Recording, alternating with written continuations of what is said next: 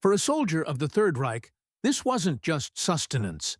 It was a weapon, a quiet, edible piece of propaganda, more potent in its subtle subversion than any leaflet dropped from the sky, more devastating to a carefully constructed worldview than any bomb. It was a weapon wielded not with malice, but with a surprising, almost disarming, generosity, the propaganda-fueled mindset. They had been told America was weak, a land of starving masses, morally decadent, and utterly incapable of sustaining a protracted conflict, let alone treating its enemies with anything but brutality. They were about to discover, in the most visceral and unexpected way imaginable, just how profoundly wrong their leaders had been. This revelation unfolded not on the battlefield, but across mess hall tables, one unbelievable meal at a time. For years, the Nazi propaganda machine had meticulously crafted a narrative designed to steel the German populace and its fighting men against any notion of Allied strength or virtue. America, in particular, was painted as a chaotic melting pot, its industrial might a mere facade, its people soft, its economy on the brink of collapse. German soldiers, conditioned by this relentless messaging, fully expected to face harsh conditions, starvation, and perhaps even torture, should they fall into enemy hands. The concept of humane treatment, let alone abundance, was not merely alien. It was an ideological impossibility, a direct contradiction to everything they had been taught to believe about the decadent West. Consider, for a moment, the stark reality of life in wartime Germany. By 1943, when the first significant waves of German prisoners of war began arriving in the United States after the North African campaigns, rationing was a grim and unyielding fact of daily existence. Basic foodstuffs like bread, meat, and fats were meticulously allocated, often barely sufficient to sustain life, let alone provide comfort or pleasure.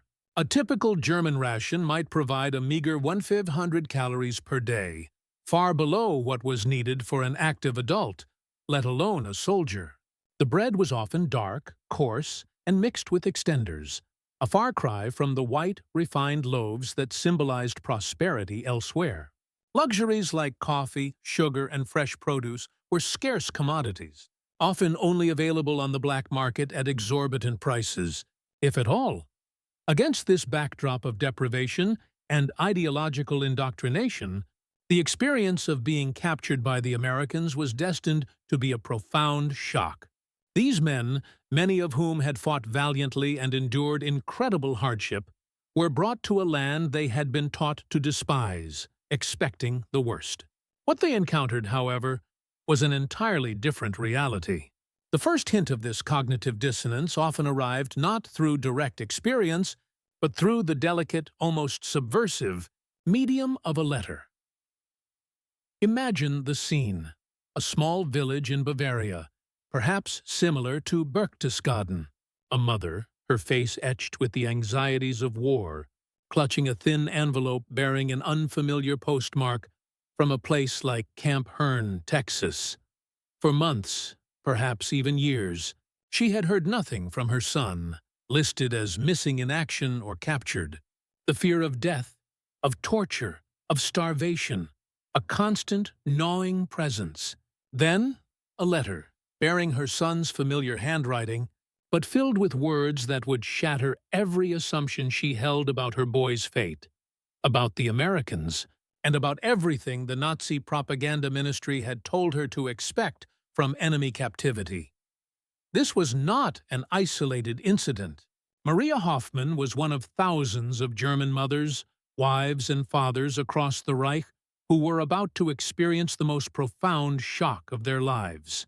Not the shock of death or torture they had been prepared for, but something far more disturbing to their understanding of the world.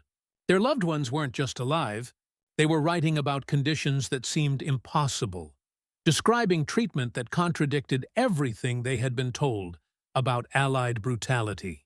These first letters from German prisoner of war camps in America delivered psychological blows more devastating than any military defeat. They weren't pleas for help or descriptions of suffering. They were accounts of abundance, kindness, and humanity that would force entire families to question everything they believed about their enemies, their government, and the war itself. The International Red Cross, building on protocols established during the Great War, created an intricate messaging network that would eventually handle millions of pieces of correspondence. Red Cross stations in neutral Switzerland processed letters between prisoners and families, carefully censoring content while maintaining the vital human connection that kept hope alive on both sides of the conflict.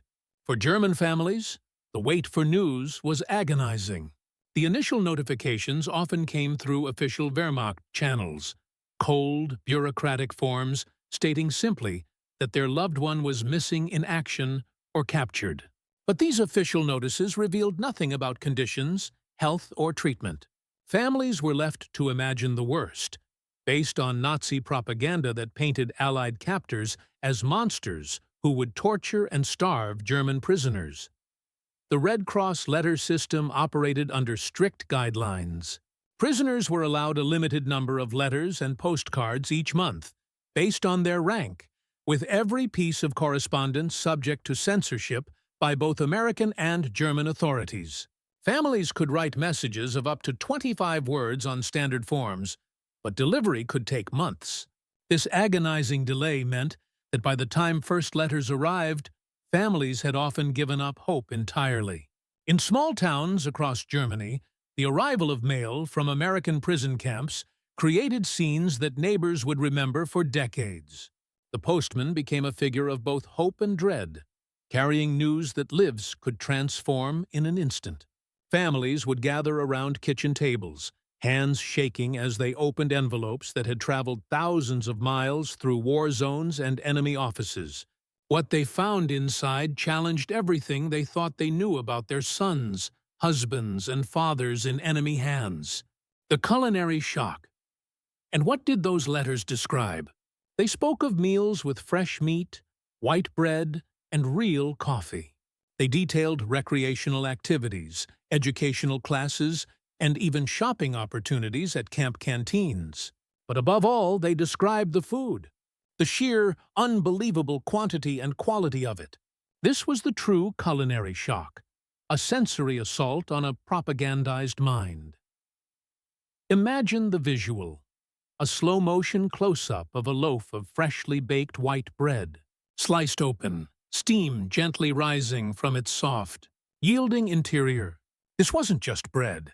It was a revelation. In Germany, bread was gray, coarse, rationed, a dense sustenance crafted for survival. Here, in these American camps, it was white, soft, fluffy, almost sweet. And astonishingly, it was unlimited. The contrast was not merely gastronomic, it was symbolic.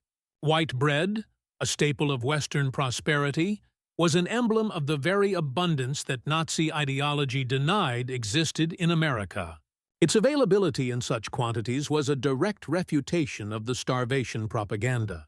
For many POWs, the first bite of that soft white bread was the first crack in the rigid edifice of their indoctrination. But the culinary surprises didn't end with bread. The American diet offered a panoply of delights previously unimaginable to men who had grown up in a nation where even basic foodstuffs were precious. Consider the almost mythical status of ice cream and Coca-Cola. For these German soldiers, these were not merely unheard-of luxuries. They were fantastical inventions. A slow-motion scoop of ice cream dropping into a glass, the effervescent fizz of Coke poured beside it. These were sensory experiences that literally rewrote what they thought possible, challenging their very understanding of pleasure and scarcity. One POW vividly recalled, ice cream and Coca-Cola were unheard of luxuries. The fizz alone rewrote what we thought possible. The simple act of tasting these items, of experiencing their unique textures and flavors, was a profound cultural encounter, a direct confrontation with the supposed decadence of the enemy, which now tasted remarkably good. The American diet for POWs was designed to be sufficient, following the Geneva Convention guidelines, which stipulated that prisoners should receive rations equivalent to those of base troops of the detaining power. This meant a diet rich in calories and variety, a stark contrast to the severe rationing back home.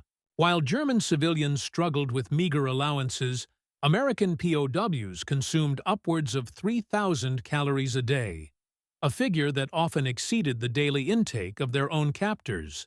This was not merely sustenance, it was a feast. The ultimate expression of this culinary shock often came during American holidays, particularly Thanksgiving. This distinctly American celebration, centered around a lavish feast, offered German POWs an unparalleled glimpse into American culture and abundance. Imagine the scene: a vast table laden with roasted turkey, overflowing bowls of stuffing, mashed potatoes, cranberry sauce, and the quintessential American dessert, pumpkin pie.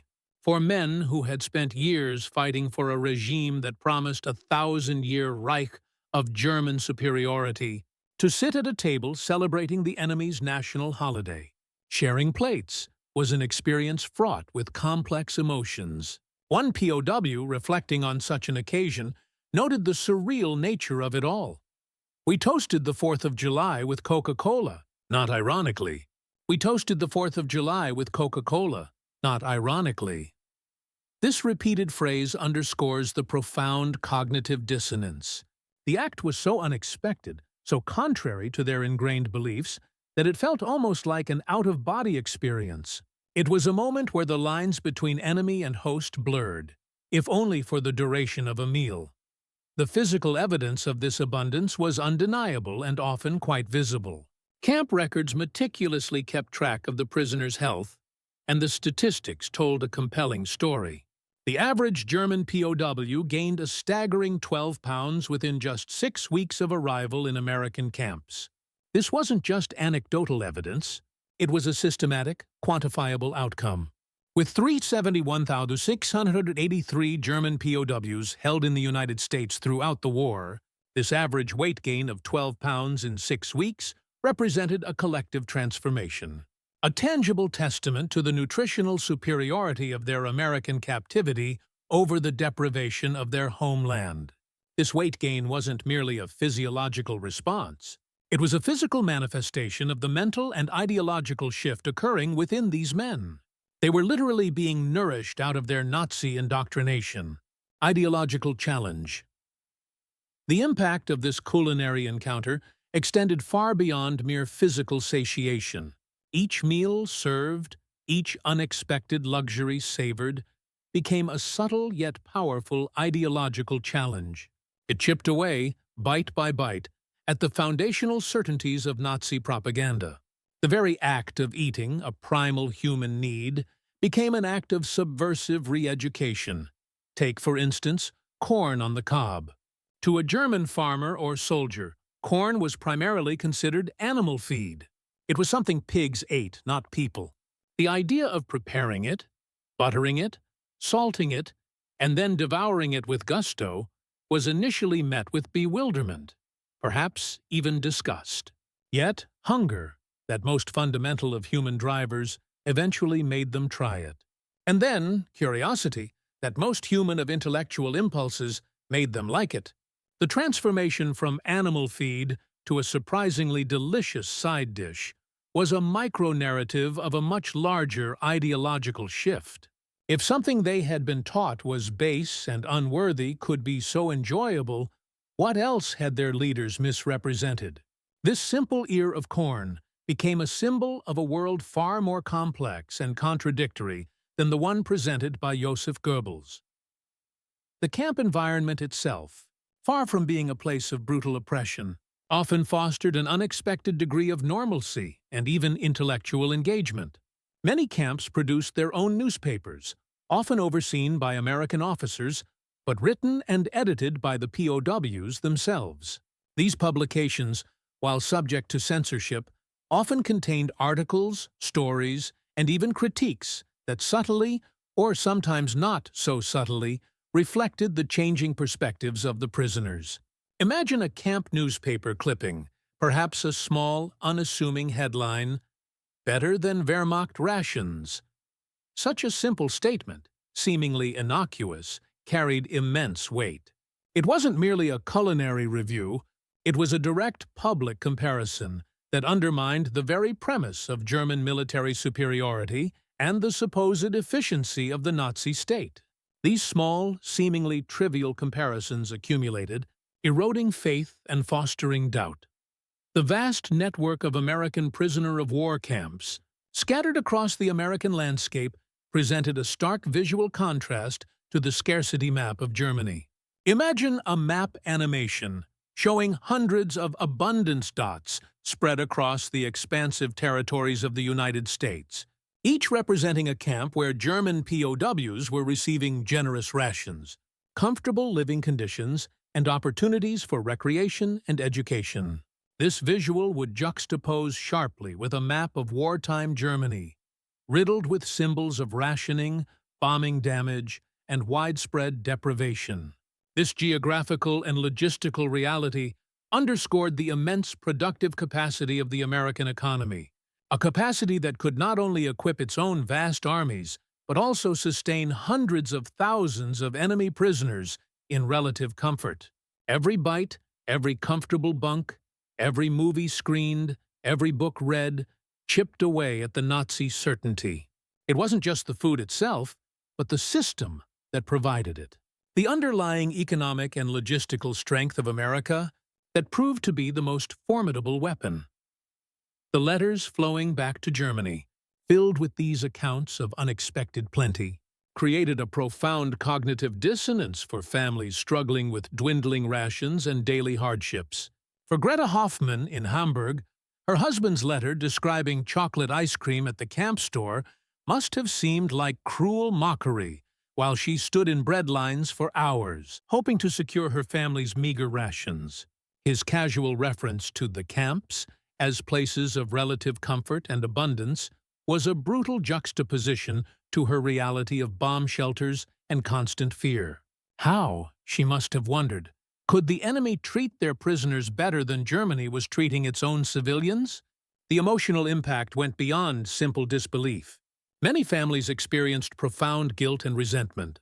Mothers who had sold wedding rings to buy black market food for their children read letters from sons complaining about repetitive camp menus. Wives who had moved their families into bomb shelters received correspondence describing heated barracks with electric lighting and indoor plumbing. This wasn't merely a failure of propaganda.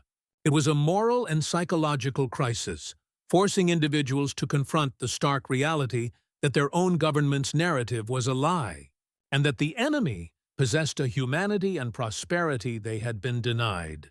The system, designed to prevent the revelation of such truths, had inadvertently created a far more devastating psychological blow. The Thanksgiving test. Perhaps no single event encapsulated this ideological and cultural challenge more powerfully than the American celebration of Thanksgiving. It was a feast, yes, with turkey, stuffing, and pie, a spread almost unimaginable in wartime Europe. But it was more than just a meal. It was a feast fit for enemies. Yet, in a profound act of human connection, they sat together, enemy and guard, passing plates, passing doubt. The Thanksgiving table became a crucible where deeply ingrained prejudices met undeniable human kindness. For a German POW, carving a turkey alongside an American guard, or accepting a slice of pumpkin pie from the very enemy he had been trained to kill, was an act laden with immense psychological weight. It wasn't merely the taste of the food, it was the taste of a shared moment, a fleeting glimpse of a world beyond the brutal dichotomies of war. The act of sharing food, a universal symbol of community and peace, became a powerful, if temporary, bridge across the chasm of conflict. The letters home from these Thanksgiving celebrations often carried an even deeper resonance. Imagine a POW letter home, the words carefully chosen, perhaps censored, yet conveying an astonishing sentiment. We celebrated Thanksgiving with our captors. The stuffing tasted like forgiveness. This isn't just a culinary description. It's a profound emotional and ideological statement. What kind of forgiveness? Forgiveness for the Americans for being their captors? Or perhaps, more subtly, forgiveness for themselves for having believed the hateful propaganda, for having participated in a war against people who could demonstrate such unexpected humanity? The stuffing, a humble component of the meal, becomes imbued with metaphorical significance, a symbol of reconciliation, a silent testament to the erosion of hatred. The long-term impact of these culinary encounters and the overall experience in American POW camps was far-reaching, shaping the perspectives of these men long after the war concluded. For many, the return to a devastated, defeated Germany was a stark re-entry into a world of scarcity and shattered illusions. The memories of American abundance, of white bread, ice cream, and Thanksgiving feasts contrasted sharply with the grim reality of post-war reconstruction. In a post-war interview, one former POW, reflecting on his time in America, articulated this profound shift. "I carried the taste of plenty back. It tasted like defeat. For Nazism." This powerful statement encapsulates the essence of the entire experience. The taste of plenty was not just a memory of good food, it was the taste of a different kind of victory. A victory of humanity and prosperity over the ideology of hatred and deprivation. A victory of humanity and prosperity over the ideology of hatred and deprivation. It was the realization that the system they had fought for was fundamentally flawed, built on lies and ultimately incapable of providing even the basic sustenance that their enemies offered with such apparent ease. The culinary encounter, therefore, became a silent but potent force in the ideological defeat of Nazism, demonstrating that sometimes the most effective weapon is not a bullet, but a loaf of bread.